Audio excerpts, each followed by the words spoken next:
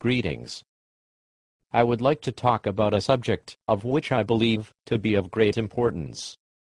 It is to do with the devaluation of our currency. The continual and increasing issuance of US dollars has steadily eroded its value. This has been particularly pronounced since abandoning the final vestige of the gold standard some 40 years ago. John Maynard Keynes, perhaps the single most influential economist of the 20th century, said that, by a continuing process of inflation, governments can confiscate, secretly and unobserved, an important part of the wealth of their citizens. The following chart shows the value of the US dollar in terms of gold. As you can readily see, the dollar has depreciated over time. With the Coinage Act of 1792, the dollar was officially defined in terms of silver. The nominal gold price, at this time, was equal to $19.39. The first devaluation occurred during the War of 1812. After hostilities ended, the pre-war convertibility was restored. Following the Coinage Act of 1834, the dollar was revalued, and 1 troy ounce of gold had a nominal price of $20.67. During the U.S. Civil War, convertibility of the U.S. dollar was suspended. But again, as with the War of 1812, the pre-war convertibility was eventually restored. The Gold Standard Act of 1900 officially defined the US dollar in terms of gold instead of silver.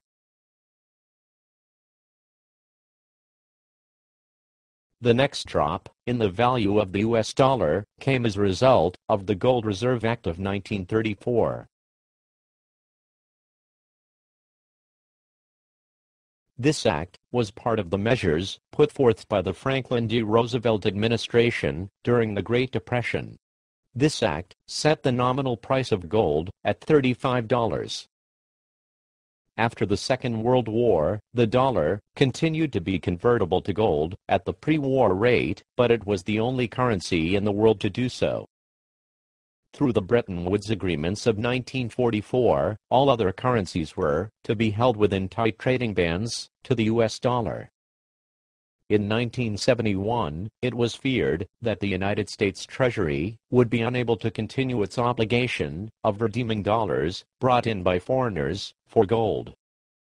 On August 15th of that year, the so-called gold window was closed. The severing of this last connection between gold and paper money meant that all the world's currencies now floated against one another. Gold soared from $35 to $195 an ounce by the end of 1974. With some notable ups and downs, US dollars have continued to buy less gold. As of December 2010, it now takes over $1,400 to purchase 1 troy ounce of gold. This represents a 97.5% loss of purchasing power in just under 40 years. The following chart superimposes the amount of currency in circulation.